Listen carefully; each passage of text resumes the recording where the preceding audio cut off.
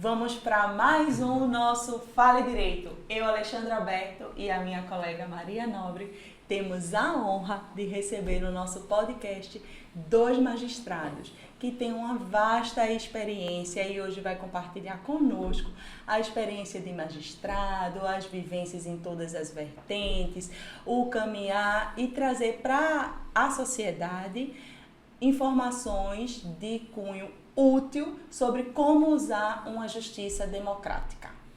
Quero apresentar os senhores e recebê-los com muito carinho, o doutor José Cícero e o doutor Sérgio Vanderlei. Sejam bem-vindos. Eu quero agradecer, primeiramente, o convite da Comissão de Direito Administrativo. Tem esse programa Fala Direito, que hoje temos a presença, compartilhamos com o Sérgio, nosso colega magistrado e amigo, a doutora Alexandre e a doutora Maria. Realmente para a gente é um prazer grande a gente estar aqui trazendo um pouco do nosso conhecimento, da nossa experiência, e tenho certeza que vai somar justamente com a experiência que está do lado de lá, da doutora Alexandre, da doutora Maria. O doutor Sérgio também vai declarar também a sua experiência e a gente então para chamar de compartilhamento para que a gente leve à sociedade uma informação mais precisa e mais ao encontro da sociedade. Muito obrigada. Doutor Sérgio. Doutora Alexandre e doutora Maria, eu fico muito grato e honrado em estar aqui com vocês para deixar gravado para a posteridade isso aí, porque a gente nunca sabe até onde está aqui, não é? Estamos felizes porque este programa, o podcast Fale Direito, é uma versão que está saindo do forno, não existia. Hoje nós estamos gravando os módulos e o programa começa a existir a partir desses módulos que estamos gravando. Então, sintam-se abraçados, obrigada por receber o nosso convite tão bem e nos atender. Nós estamos muito felizes com a presença de vocês, não é assim, Maria? Isso, exatamente. Doutor Sérgio, vou começar pelo doutor Cícero. Doutor Cícero, eu sei que do ano de 2019 e 2020 o senhor esteve na condição de vice-presidente do FONAGE. Nós que operamos o direito sabemos da importância dessa posição, sabemos o que isso traz para,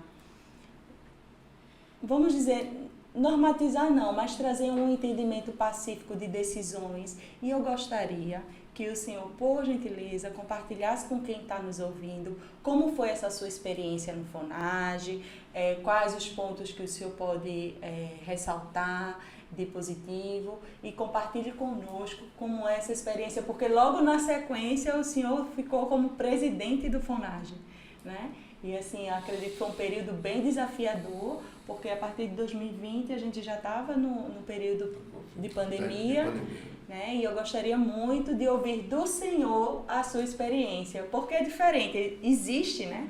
Tem publicações, tem notícias, nós conhecemos do noticiário, mas eu gostaria de ouvir quem vivenciou. A riqueza da experiência é o que faz o diferencial. Primeiro a gente quer sentir como privilegiado justamente em estar começando esse programa. Na verdade, eu acho que para todos nós que podemos ser ouvidos, né, poder falar, é importante. Sempre digo que o cidadão ele gosta de ser ouvido, ele gosta de falar, né?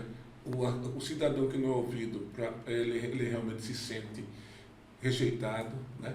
E eu posso dizer que sou juiz desde 1988, quando eu entrei na magistratura, já há 1 ano e 11 meses depois do meu concurso. E dali por diante eu comecei justamente a exercitar, sem saber o que o juizado já veio justamente abarcar a partir de 95. Na verdade, eu comecei no juizado em 1996, no segundo juizado, depois fui para o juizado de trânsito, passei 19 anos, mas o que eu quero dizer é o seguinte, é que já em 97, em maio de 97, houve uma reunião com um encontro, chamou-se Encontro Nacional de Coordenadores de Juizados Especiais. Evidentemente que naquela época não exigia que fossem juízes, só juízes, mas a maioria eram juízes justamente ali representando os estados. Tivemos juízes de todo o Brasil e fizemos o primeiro encontro. Desse primeiro encontro, então, surgiu justamente a semente, foi plantada a semente para que hoje seja essa realidade do FONAGE. Então, nós fizemos esse encontro, somos considerados fundadores ou membros efetivos do FONAGE, em razão de que participamos do primeiro encontro. Importante. Hoje nós temos ministro, temos desembargadores que já presidiram o tribunal, TRE, corregedoria. Então, a soma de participantes desses 25 anos de FONAGE, quase isso, fez com que o FONAGE realmente, aliás, 25 anos já vai para 27, né? Então, fez com que o FONAGE realmente crescesse em qualidade, crescesse em pessoas que realmente tinham assim, a vocação para o juizado especial. E nesse desenrolar também tinha as turmas recursais, que funcionavam também, as coordenadorias de juizados especiais, também com seus juízes, que depois vieram a ser coordenados por desembargadores, né? E eu passei cerca de mais de 20 anos sendo membro do FONAGE, membro efetivo do FONAGE, mas em 2019 me fizeram um convite para que eu aceitasse a vice-presidente do FONAGE. Já era um tempo, assim, eu acho que mais de 20 anos, quase 20 anos, acho que 20 anos mais ou menos, que eu estava aliás, 22 anos já que eu estava no FONAGE. E aí eu aceitei. Aceitei por uma questão seguinte: eu sempre trabalhei para que outros colegas fossem presidente do FONAGE, tivesse a diretoria do FONAGE, mas por mim eu nunca me interessei, até porque é o seguinte: eu queria dar de mim o meu trabalho, meu interesse em realmente fazer com que o FONAGE fosse aquele canal de ligação entre o cidadão e os juizados especiais, né? Trabalhando nos seus eventos, nas suas reuniões semestrais, né? Traçando os enunciados, renovando enunciados, né? Vendo às vezes enunciados que realmente ficaram para trás, que a gente precisava ser renovados, né? E justamente o enunciado não é obrigatório, mas é uma questão que é seguido pela maioria dos juízes dos juizados especiais. Sedimentou justamente esse entendimento, e é importante porque, de qualquer forma, ele traz justamente o pensamento de todos os juízes de juizado especial, ou pelo menos da maioria dos juízes de juizados especiais, né? Então, hoje, como eu digo, a composição do FONAGE é uma composição assim, muito intelectual. São pessoas, por exemplo, voltadas, justamente, pessoas que já estão no STJ, pessoas que estão nos tribunais, pessoas que estão no STF. Então, são juízes realmente que deram tudo de si justamente no momento que precisava. Nós temos como exemplo o Luiz Felipe Salomão, que foi membro do FONAGE, justamente contemporâneo, Marco Aurélio Buzzi também, um grande amigo e um incentivador justamente das questões do juizado, inclusive na questão de conciliação, de mediação, etc. Então, vários juízes, poucos também participou de FONAGE, inclusive de itinerantes, né, que foram feitos, e ele no começo, ele, desembargador ainda do Rio de Janeiro, participou. Então, tudo isso, quer dizer, fez com que o FONAGE fosse crescendo, e crescendo justamente aprimorando, tentando realmente fazer com que a gente chegasse assim, ao encontro da sociedade, atendendo a sociedade, fazendo ver que a sociedade precisava ser ouvida. E o acesso do cidadão ao juizado foi justamente incrementado com essa política do FONAGE, que justamente a gente sempre, nas nossas discussões, nas nossas mesas redondas, nas nossas discussões ou temas que a gente escolhia justamente nas renovações ou nas realizações de FONAGE, tinha justamente esse viés justamente de fazer com que as pessoas, o jurisdicionado fosse ouvido. Que não adianta se fazer uma conciliação onde a parte não seja ouvida. Muitas vezes eu já fui advogado, faço justamente quando eu estou aqui de frente para advogados, eu me faço, justamente eu passo para o outro lado e lembro realmente da fase que fiz fui advogado, mas eu também entendo o seguinte, que a parte, muitas vezes ela quer ser ouvida, ela quer falar. E é justamente isso que o juizado deixa, justamente a informalidade. O advogado deixa de lado justamente a parte técnica dele e deixa que a parte fale, que a parte diga realmente. Muitas vezes a parte quer falar na linguagem dela, da maneira de ser dela, mas ela às vezes não tem a oportunidade de falar. E muitas vezes também ela quer fazer um acordo, uma conciliação e dizer assim, mas eu não tive a oportunidade de falar. Como é que eu ia dizer que se acertava ou não acertava? Não me deixaram falar, né? Então, o que acontece? Essa é o viés justamente do juizado, da lei do juizado, que foi incrementada justamente em 1995, já levando em conta a lei dos pequenos juizados, então, de pequenas causas. E aí, então, é o seguinte, cada dia mais a gente tem visto que o FONAGE tem sido justamente esse canal justamente para trazer ao juizado justamente essa ligação, inclusive com o Congresso Nacional, com legislação. Nós temos uma comissão de legislação que é comandada justamente por um grande amigo e colega, Ricardo Quimente, desembargador de São Paulo, que é o nosso presidente da Comissão Legislativa. Eu também já participei algumas vezes. Fui vice-presidente do FONAGE, em seguida fui presidente do FONAGE, num desafio grande, justamente porque houve a início da pandemia. E aí, como fui escolhido presidente em 2021, eu iniciei, que foi de 2019 a 2020, vice, né? E depois de 2020 a 2021, é um ano só de mandato, então eu passei a ser presidente.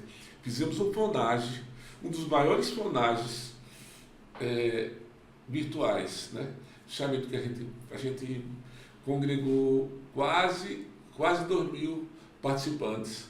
Nós ocupamos justamente um espaço do Tribunal do Distrito de Pernambuco. Pernambuco, então, de fato, sediou o evento porque justamente trouxe a questão da logística, da participação, para que a gente então pudesse fazer esse FONAGE. Inclusive fizemos assim fizemos enquetes sobre o juizado, sobre o que precisava melhorar no juizado. Trouxemos uma equipe dentro do tribunal para fazer isso e foi maravilhoso, porque a gente fez, parecia até que a gente estava lá presente, né? Todos nós assim numa unidade, né? E isso foi importante demais para a gente. Doutor Cícero, para a gente fazer uma linha do tempo, para o jovem advogado que está nos ouvindo, que está nos assistindo, ou até mesmo para o cidadão. Então, dentro da sua fala, a gente sabe que a lei que institui os juizados especiais estaduais se deu em 95. Então, 2 anos depois dessa lei, houve a primeira reunião, o primeiro encontro de juizados especiais, até se formar o FONAGE, que para quem está nos ouvindo, o que seria o FONAGE? É um fórum nacional de juízes que atuam em juizados especiais, não é assim? É verdade. Pronto.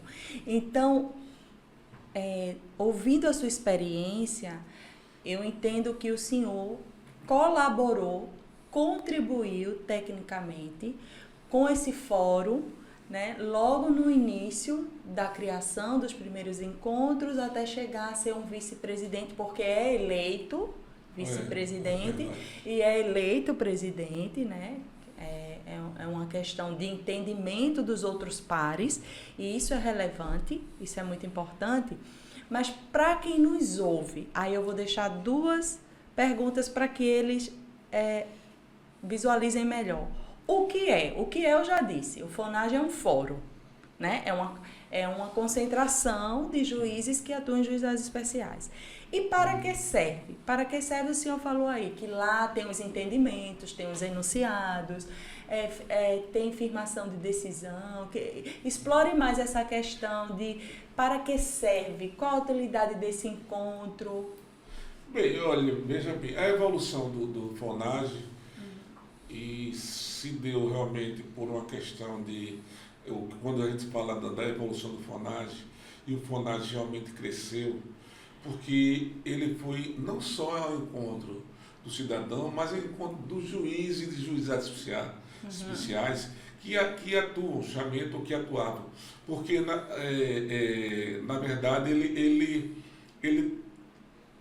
fez gestões aos tribunais de justiça com relação a melhoramento e aprimoramento do chamento do trabalho do conciliador, do juiz leigo que não tinha, que a gente chamamente foi vendo, da criação de uma comissão dentro do CNJ de juizados especiais, inclusive da primeira semana de juizado especial que foi realizada agora há poucos meses, né? Acho que agora em junho, né? Primeira, acho dia 3 por aí. Eu acho que junho. Eu tenho aqui a data exata. Então o que acontece? Em junho. Então o que acontece?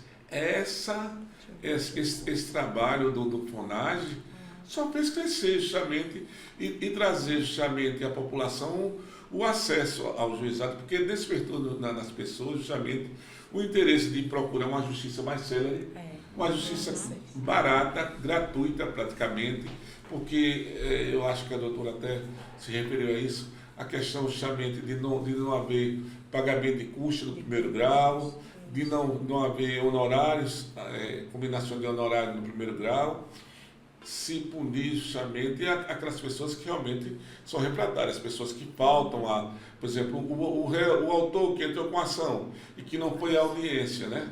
Que há justamente a extinção do processo, ele é passível de pagar custa.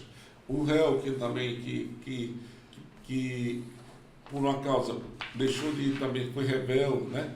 Então, todas essas questões, elas são vistas justamente de maneira mais prática e, assim, traz ao judicionado, ao cidadão, a oportunidade de chegar à justiça de uma maneira mais fácil, mais democrática. Hoje eu doutora, fazendo mais um complemento, hoje eu sempre digo, não é de agora.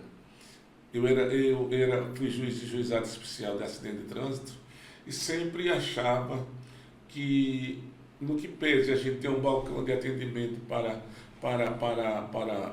tomar por termo as demandas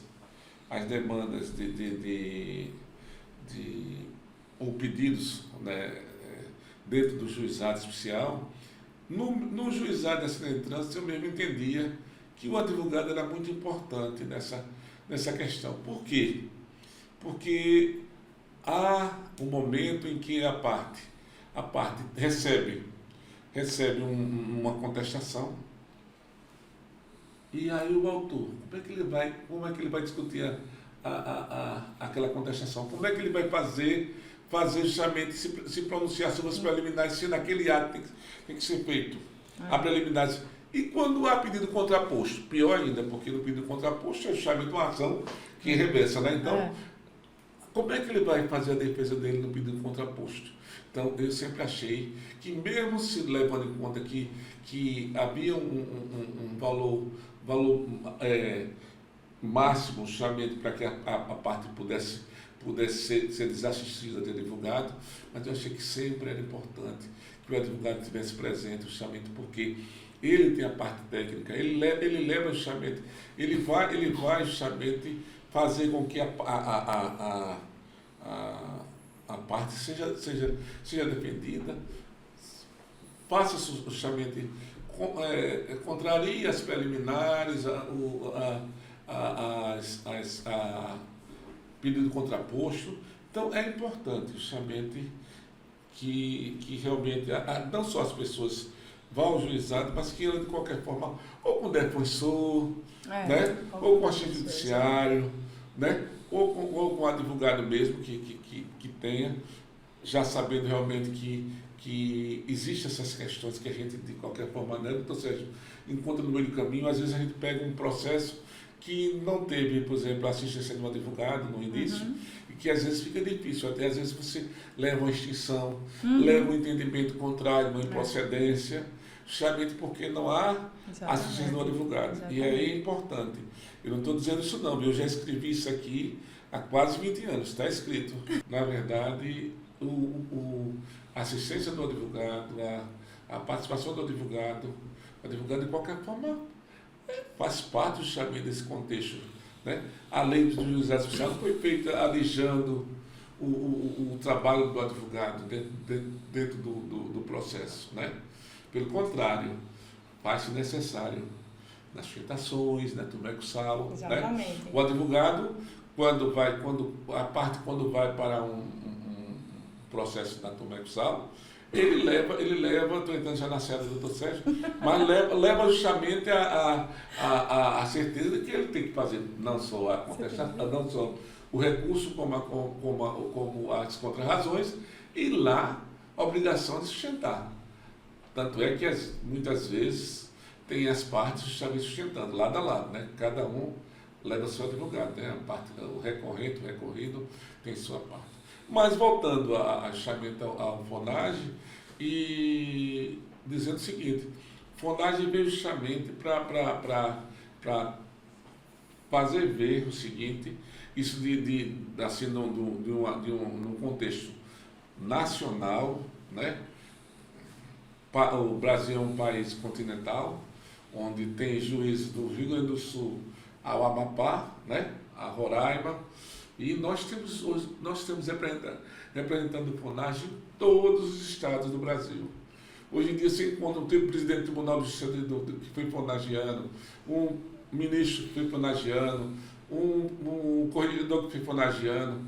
Então é importante porque eles tiveram a experiência justamente do FONAGE e levaram justamente para a parte administrativa levando em conta que aqui é direito administrativo, para a parte administrativa do tribunal, incrementando justamente o trabalho do juiz e também do juizado, dando a ele condições de ele distribuir mais justiça.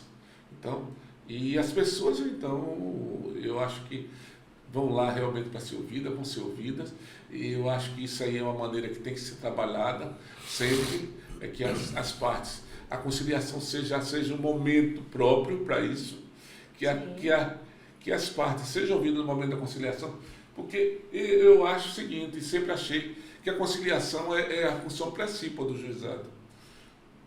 Julgar é fácil para o juiz pegar um processo e julgar. Conciliar não é tão fácil, mas é a função principal do juizado. O juizado, a lei do juizado foi criada justamente para isso, para que realmente a gente pudesse ouvir as pessoas e tentar conciliar, fazer um acordo. E para mim, a maior alegria do mundo era quando eu conseguia fazer conciliação, até mesmo na minha vara, onde eu estou agora na residual. Semana passada eu fiz audiência e fiz conciliação. Para mim é uma alegria, porque eu consigo justamente saber que as pessoas ali estão encerrando justamente uma demanda, né? E no juizado é isso. Quanto mais se fizer acordo, quanto mais se fizer conciliação, quanto mais se investir no conciliador, no juiz leigo, a gente então vai ter condições realmente de chegar justamente ao bom desiderado da aplicação da lei dos juizados especiais, que é justamente para que o jurisdicionado realmente consiga a sua finalidade, que é justamente a justiça. Doutor Sérgio Vanderlei, eu fazendo a pesquisa de como seria o nosso bate-papo hoje, eu encontrei uma matéria que foi veiculada no AL1 Notícias, e eu vou ler aqui o que exatamente a matéria relata.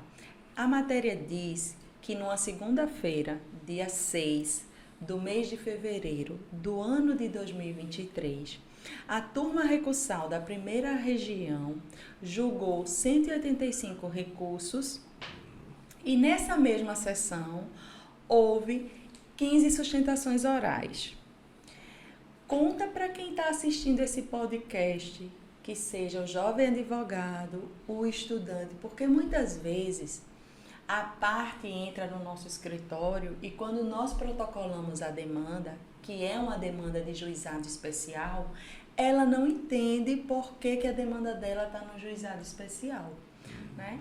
Mesmo a gente sabendo que o instituto que cria o juizado especial estadual traz essa democratização da justiça, traz para que seja tratado no juizado especial demandas de menor complexidade.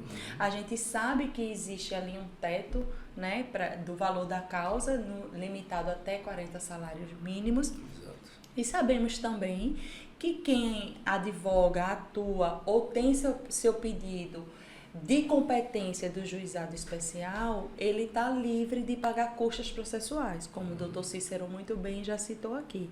Salvo exceção, caso você não compareça à audiência e não tenha um motivo justificado, você vai pagar custas processuais daquele processo. Exato.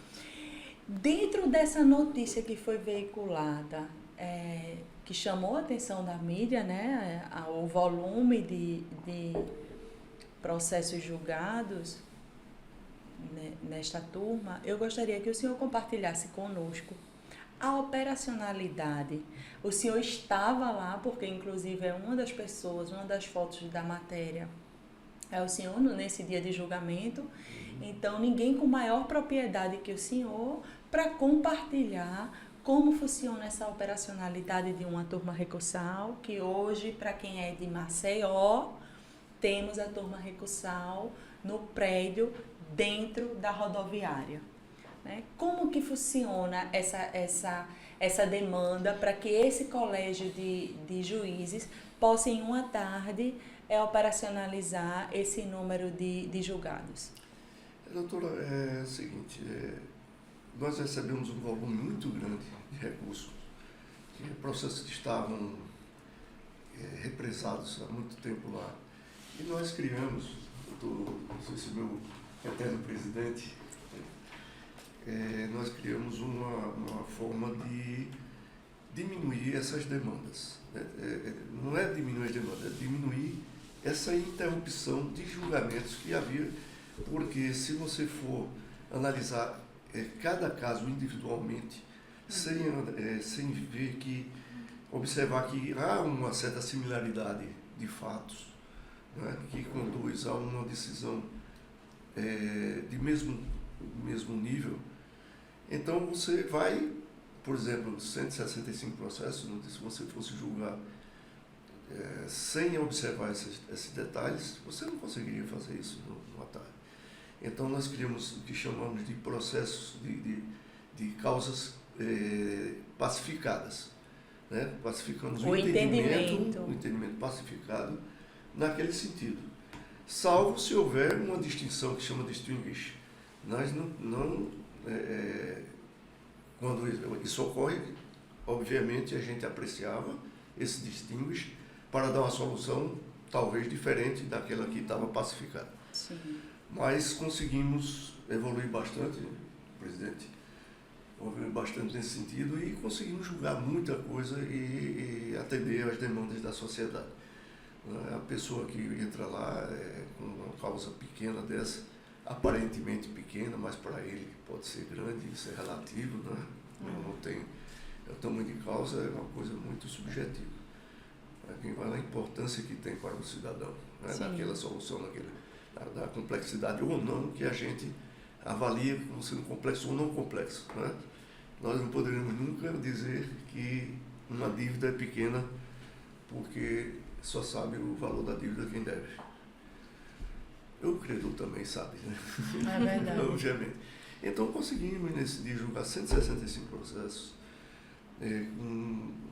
atendemos sem problema, poucos recursos de embargos ocorria, né, presidente? A gente conseguiu solucionar muita coisa nesse sentido.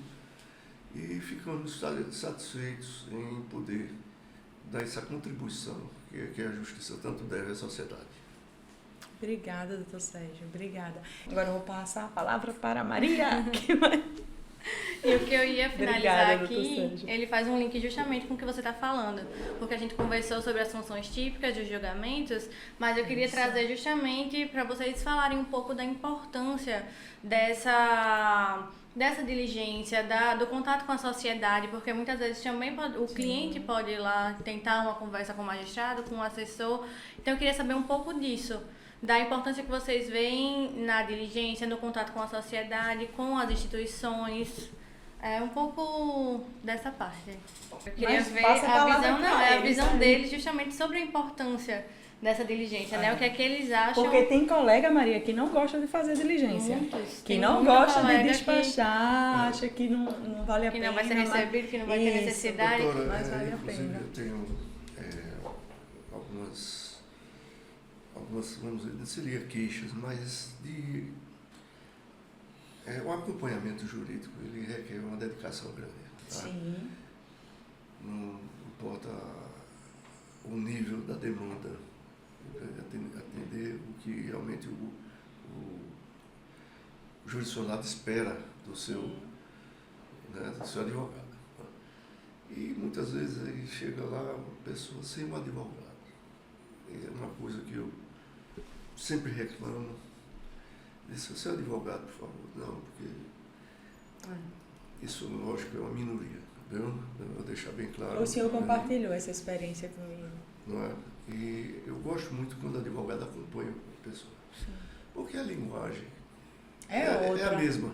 Né? A gente fala a mesma linguagem. A parte o cliente diz uma coisa, às vezes realmente não corresponde àquilo ali. Aí eu digo, você traga o seu advogado, por favor, porque aí a gente conversa até qualquer dia. Não estou em audiência, as portas estão abertas. Aconteceu com o doutor Cícero, da parte querer ir lá no seu gabinete, né, tratar com ele. É só essa ressalva, me perdoe se não, muito bem-vinda. Foi bom lembrar. Concordo e até fazendo um complemento da sua fala, eu tenho um costume de atender a todos os advogados e todos os dias. Sérgio também, a mesma coisa. Sou testemunha. Muitas das vezes eu estou fazendo audiência, aí termina a audiência, intercalando uma audiência e outra, faço atendimento, eu atendo. Semana passada mesmo eu atendi, acho uns 30 advogados, mais ou menos, uns 30, mais ou menos isso. E parte também que às vezes vem só, e que eu sinto assim que é como se a gente dissesse não, elas para ela o mundo caiu, né? Eu digo, olha, eu não costumo atender parte sem advogado, até porque é o seguinte, o que eu vou falar para o seu advogado fala para o senhor, para a senhora. Todavia, exatamente, eu posso ouvir o que a senhora quer falar, ou o senhor quer falar, né? E muitas vezes eu às vezes fico até constrangido, porque eles chegam num desespero tão grande de causa que às vezes até constrange o juiz que está atendendo ali, porque ele não fala a linguagem do advogado, fala a linguagem dele, sente-se às vezes injustiçado pela questão ou pela pessoa que demandam contra ele, ou que ele está demandando contra. E aí o que acontece? Fica difícil para o juiz justamente, às vezes, passar até qualquer informação ou falar sobre aquele processo, porque vai que eles entendam que o juiz disse, não, eu vou fazer desse jeito, ou faço daquele jeito. Então, o importante é que vai vincular depois. Né? Então, é importante, a gente tem justamente essa atenção, esse tratamento com a parte, mas é importante também que a gente já comece a ver que o advogado tem que estar acompanhando a parte. Sim. Né? É isso. E eu acho excelente a postura dos senhores em relação tanto ao tratamento com a parte quanto com o tratamento com o advogado. E eu acho até uma falta de ética a parte querer se sobrepor da pessoa com qual ele contratou e Certamente. E está como seu procurador legítimo, Também. né? Uhum. Então, eu só posso agradecer. Gostaria que esse Eu podcast... só tenho sem atrapalhar e não atrapalhando. É o seguinte, quando a parte vai conversar comigo, eu digo, olha, você tem seu advogado, Eu você sei tem seu disso. defensor, Eu sei. procure o seu defensor. Ah, não, mas olha, está aqui despachado, tem um prazo para ser cumprido, tem uma demanda, tem uma diligência para ser cumprida, então procure seu advogado imediatamente, ou amanhã ou depois, para que ele justamente veja isso. O seu advogado, ele justamente, se ele não deu resposta, porque na verdade nós, na justiça, nós temos muitos processos. E a gente, então, nós temos muitos processos. Então tem que realmente dar vazão aos processos, cada um no seu tempo certo. Mas se o seu advogado já veio aqui, já falou sobre esse processo do senhor ou da senhora. Então, Exatamente. quer dizer, para saber que não há desídia, não há assim, desleixo do advogado e não querer justamente agilizar aquela demanda dele. E aí a gente vai justamente tirando por meio essa questão para evitar justamente que ela volte lá decepcionada, dizer, nem o juiz, nem o advogado, nem o juiz entendeu. Ai, meu Deus, né? Socorro. Né? Mas é assim, né? Doutor Cícero, eu agradeço honestamente a sua presença. Doutor Sérgio, muito obrigada por ter aceitado nosso convite. Maria, minha amiga, doutora advogada Maria, que está comigo. E que nós possamos ter outros momentos, outros encontros que venham a agregar a magistratura, a advocacia, a sociedade, porque compartilhar a experiência de vocês traz para o jovem advogado, traz para a sociedade uma realidade mais próxima. E isso agrega. E eu fico muito feliz com isso. Espero que vocês gostem da caneca. Muito bom hoje, doutora. Eu adorei a caneca. E muito obrigada por ter vindo. Obrigada.